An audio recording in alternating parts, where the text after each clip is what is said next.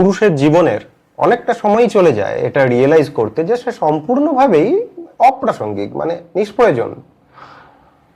এই যে স্বর্গীয় অনিক দত্ত লিখেছিলেন সোশ্যাল মিডিয়াতে এই ধরনের একটা কথা চলে যাওয়ার আগে, এরই যেন প্রতিধ্বনি শুনতে পাই দার্শনিক নিৎসের একটি লেখায়। আমি যদি খুব ভুল না করি এটা নিৎসেই বলেছিলেন। যাই হোক, মেন কথাটাই আসে।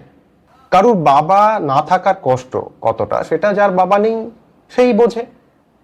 বাবা না থাকলে যখন খুশি যা খুশি কিনে ফেলা যায় না, রবিবার মানেই খাসির মাংস হয় না, বন্ধুর সাথে অবুঝভাবে কোনো ভুল করে ফেললে বাড়ি এসে মুশকিল আসান বাবা থাকে না, তাই একটু ম্যাচিওর ভাবে সবকিছু হ্যান্ডেল করতে হয়। ইচ্ছা মতো গিটার, তবলা, গান, আবৃত্তি, নাটক চর্চা করা যায় না, কারণ তার ফিজ জোগাড় করা খুবই কঠিন হয়ে পড়ে। ইচ্ছা মতো বায়না করা যায় না, এরকম নানান জিনিস।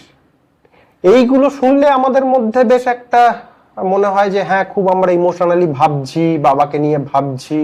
অ্যাকচুয়ালি যদি ঠান্ডা মাথায় ভাবি, এগুলো বাবাকে নিয়ে ভাবা নয়, এগুলো হচ্ছে বাবা না থাকার ফলে কি কি ফেসিলিটিস পাচ্ছি না তার আক্ষেপ। অর্থাৎ বাবা না থাকা আমার স্ট্রাগলকে আরো কঠিন করে তুলেছে। বাবা না থাকা আমার মেন্টাল সাপোর্ট বা বাবা যে মানুষটা তার যে গুণ ছিল, বিভিন্ন মানুষ তার জীবন যাপনে, জীবন যাত্রায় নানান রকম স্কিল ডেভেলপ করে। কেউ গান শেখেন, কেউ নাচ, কেউ বাজনা, বিজনেস স্কিল যাই হতে পারে, এবং এই স্কিলগুলো তৈরি হতে কয়েক দশক লেগে যায়। এই যে একজন মানুষের মৃত্যুর সাথে সাথে এই এত বছরের পরিশ্রম, এই ট্যালেন্ট এক লহমায় শেষ হয়ে গেল, সেটা নিয়ে কিন্তু আমরা সন্তান হিসেবে খুব ভাবি না।